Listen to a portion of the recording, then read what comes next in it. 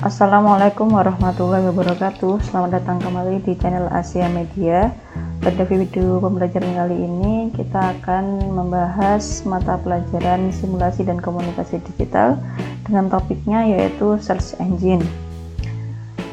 Tujuan pembelajaran pada video pembelajaran kali ini diharapkan nanti peserta didik setelah mempelajari materi ini dapat memahami penggunaan search engine, kemudian dapat melakukan penelusuran informasi menggunakan sintaks dengan baik dan benar.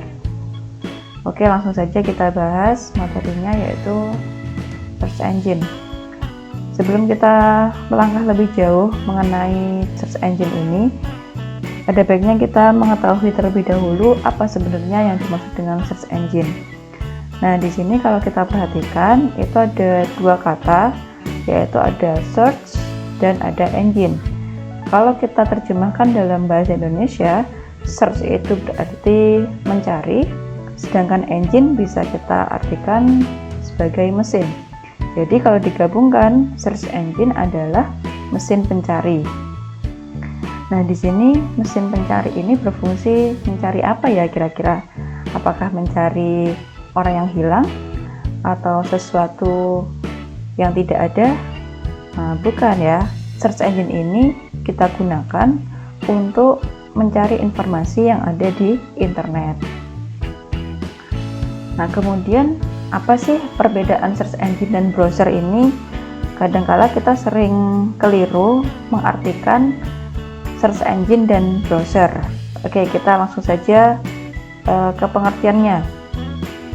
Search engine di sini itu adalah suatu alamat web atau alamat website yang fungsinya untuk mencari, mengidentifikasi informasi, dan mengindeks konten di dalam database yang sesuai dengan kata kunci yang dimasukkan oleh pengguna. Karena alamat website, jadi bentuknya seperti contoh ini. Ada www.bing.com. Kemudian ada lagi www.google.com. Ya, ini adalah beberapa contoh dari alamat website yang merupakan search engine. Oke, kita lanjut dulu. Kemudian untuk browser itu yang seperti apa? Nah, browser ini adalah perangkat lunak aplikasi atau software aplikasi yang digunakan untuk membuka halaman website. Jadi ada hubungannya ya browser dengan search engine, karena search engine ini berupa alamat websitenya, dan untuk membukanya kita memerlukan software aplikasi yaitu yang bernama browser. Tidak hanya alamat websitenya search engine saja, tetapi browser ini juga bisa digunakan untuk membuka alamat-alamat website yang lain yang ada di internet untuk menyajikan informasi yang kita butuhkan. Langsung saja kita praktekkan di sini. Misalkan saya mempunyai browser Google Chrome. Kita buka. Nah, akan tampil browser Google Chrome seperti ini tampilannya. Nah, dalam browser ini kita bisa membuka alamat website search engine tadi yang kita contohkan di dalam slide. Misalkan kita buka www.google.com. Kita buka di sini ya. google.com. Nah, maka browser ini akan menampilkan alamat website dari search engine Google. Ya, tadi saya sebutkan tidak hanya search engine, tetapi bisa juga digunakan untuk membuka alamat website yang lain. Misalkan kita ingin membuka apa contohnya? YouTube misalkan. youtube.com. Kita buka. Nah, maka akan tampil alamat website dari YouTube. Nah, apakah YouTube ini merupakan search engine? Tentu saja bukan. Karena apa? YouTube ini isinya adalah berupa video-video ya. Bukan search engine, tetapi ini adalah alamat website yang menampilkan beberapa video yang ada di dalamnya. Atau kita bisa buka lagi alamat website, misalkan detik.com ya, kita misalkan akan membaca berita. Nah, maka yang keluar adalah alamat website dari detik.com dengan tampilannya seperti ini. Apakah detik.com ini merupakan search engine? Tentu saja bukan, karena detik.com ini menampilkan berita-berita yang diterbitkan di dalam website ini. Ini adalah menu-menu untuk mencari berita, tapi bukan search engine. Ini adalah alamat website dari detik.com seperti ini. Kita kembali lagi ke Google. Nah, apakah search engine ini hanya ada Google saja? Tidak. Tadi sudah saya contohkan. Di sini kita ada beberapa search engine. Di sini saya contohkan ada 10.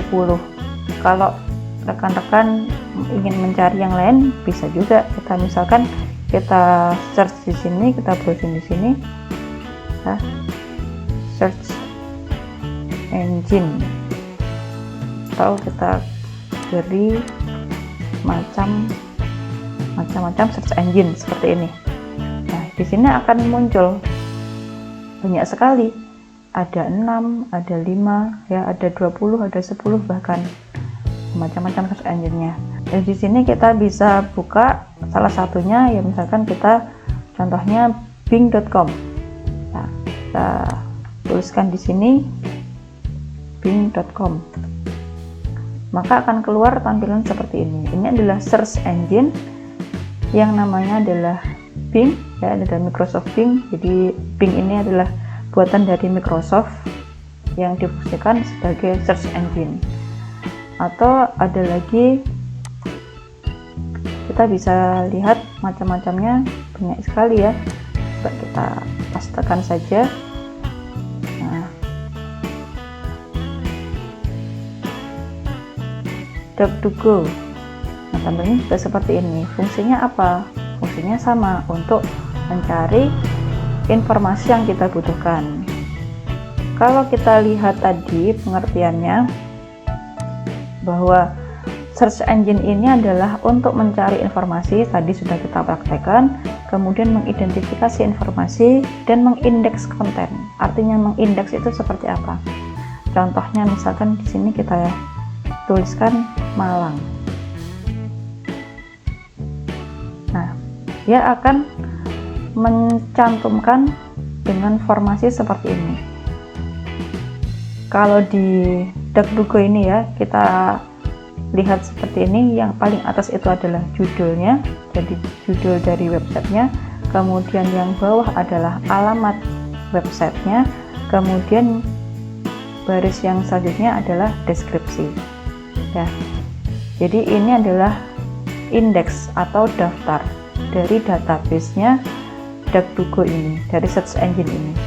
Kalau kita kembali lagi menggunakan Google, kita coba buka kota Malang, maka tampilannya akan berbeda. Kalau Google, alamat websitenya ada di paling atas, kemudian judul, baru deskripsi. Pengindeksannya atau pembuat daftarnya dengan format yang berbeda. Tetapi fungsi dari search engine adalah salah satunya untuk mengindeks konten tadi. Kalau DuckDuckGo, judulnya ada di atas. Kalau dari Google, itu ada yang paling atas adalah alamat URL-nya. Jadi masing-masing dari search engine ini mempunyai karakteristik yang berbeda-beda. Begitu pula dengan browser, dari macam-macam browser. Nah, di sini saya tampilkan beberapa macam logo dari beberapa browser. Ada Google Chrome, ada Brave, ada Microsoft Edge, Mozilla Firefox, ada UC Browser, ada Opera Mini, ada Safari. Masing-masing ini juga memiliki karakteristik yang berbeda-beda. Ya, sesuai dengan kebutuhan teman-teman, silakan dicari search engine dan browser mana yang paling mudah digunakan untuk membantu kita mencari informasi. Dari sini sudah jelas ya untuk pengertian dan perbedaan dari search engine dan browser. Oke, kita lanjut saja. Nah, kemudian apa yang dipelajari dari materi search engine ini, yang utama adalah penggunaan sintaks ya. Penggunaan sintaks. Jadi sintaks di sini dalam pembahasan ini diartikan sebagai kata atau simbol khusus yang tertanam pada bahasa pemrograman. Jadi artinya sudah ditentukan oleh si pembuat programnya. Kemudian disertakan apa? Disertakan dengan suatu kata kunci, sehingga pengguna search engine ini bisa mencari bagian-bagian tertentu dari halaman web yang dituju atau bagian-bagian tertentu dari informasi yang dicari itu dengan lebih spesifik, dengan lebih mengerucut. Jadi lebih membantu pencarian kita dalam mencari informasi yang kita butuhkan. Nah, di sini ada beberapa macam sintaks. Ada 11 sintaks yang akan kita pelajari. Oke, langsung saja. Yang pertama ada N. N itu seperti apa? Kalau kita terjemahkan menjadi dan ya. Dan penulisannya adalah seperti ini. Kalau kita cari kota Malang seperti ini, di sini ada dua kata ya, ada kota dan ada Malang. Ini dalam bahasa pemrograman ketika kita tuliskan seperti ini, maka di sela-selanya ini ada N. Maka artinya ketika kita menggunakan ada dua kata seperti ini, maka deskripsi yang muncul itu adalah mencari kata kunci sesuai dengan yang kita tuliskan. Jadi di deskripsi nanti akan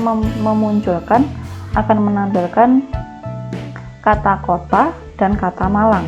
Nah, kalau kita perhatikan di sini kita gunakan Google ya, di sini ada Malang, ada kota juga, kan?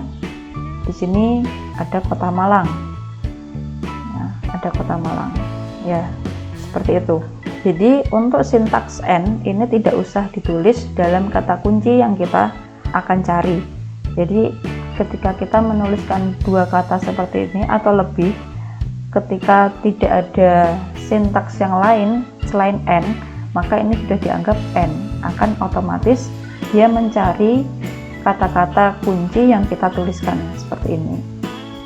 Seperti itu ya. Kemudian selanjutnya adalah OR. OR di sini kalau kita terjemahkan adalah atau ya bahasa Indonesianya.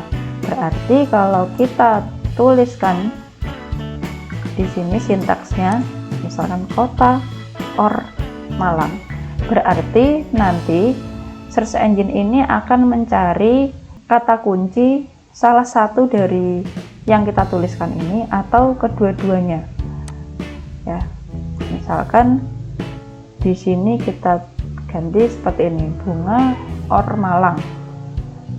Kita enter. Nah, di sini akan menampilkan salah satu atau keduanya dari yang kita tuliskan sebagai kata kunci. Di sini ada bunga dan Malang. Tampil dua-duanya ya. Ada Malang, ini ada Malang. Ini ada kota Malangnya. Kemudian bunga. Ini tentang bunganya saja dan lain sebagainya. Jadi masih banyak sekali ya.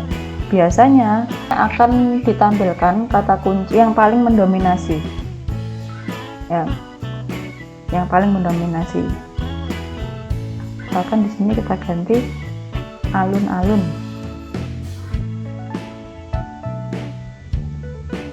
Nah, yang keluar maka seperti ini. Alun-alun. Di sini alun-alun. Ada jajanan juga, ada sarapan, kata alun-alun ya. Berarti dua-duanya termasuk yang mendominasi. Atau nanti teman-teman bisa mencoba dengan kata kunci yang lain menggunakan sintaks OR. Kemudian lanjut ada simbol minus. Nah, simbol minus ini adalah untuk mengecualikan atau menghilangkan kata-kata yang tidak ingin kita munculkan dalam suatu pencarian kita. Misalkan di sini kita cari simulasi, tetapi kita tidak ingin memunculkan kata simulator, misalkan simulator. Nah, ya, berarti di sini nanti akan munculnya adalah simulasi saja. Kata simulator tidak akan muncul. Nah, seperti itu. Simulasi, simulasi, simulasi, ya, simulasi. Kata simulator tidak akan muncul di sini. Tetapi kalau kita hilangkan, ya, maka dia akan berubah otomatis menjadi sintaks yang N tadi, yang di awal tadi. Sehingga kata simulasi dan kata simulator akan tampil dua-duanya dalam indeks dalam search engine ini. Kita coba ya, kita enter. Nah, oke, ada simulasi, ada simulator. Ada simulator lagi, ada simulasi. Nah, jadi fungsinya dari simbol minus itu adalah kita ingin mengkecualikan atau tidak ingin menampilkan suatu kata kunci yang nantinya tidak akan tampil di halaman yang kita cari. Yang keempat adalah simbol asterisk atau simbol bintang seperti ini ya. Ini fungsinya adalah sebagai pengganti dari kata-kata di antara dua kata kunci. Jadi tengah-tengahnya itu bisa digantikan dengan kata apa saja. Langsung saja kita contohkan, misalkan yang keluar adalah kata-katanya dari dua kata kunci ini, tetapi di tengah-tengahnya juga akan ikut dalam indeks dan dalam deskripsi. Misalkan seperti ini, sebagai sang pencerita maka sang pemenang, ya, antara sang yang di depan dengan yang pemenang, di tengah-tengahnya ada kata-kata yang lain. Maka dalam sintaks, dalam pencarian kita bisa menggunakan sintaks asterisk atau tanda bintang ini. Nah, maka yang akan keluar seperti ini contohnya. Contoh lagi, nah ini, sang pencerita mata sang pemenang. Ya, jadi di tengah-tengahnya itu adalah suatu kata apa saja yang menghubungkan dari dua kata kunci yang kita tuliskan tadi di atas. Jadi contohnya seperti itu. Oke, selanjutnya adalah simbol quote atau disimbolkan dengan tanda petik seperti ini ya. Jadi fungsi dari simbol quote ini adalah menampilkan kata kunci yang sama persis dengan apa yang kita tulis.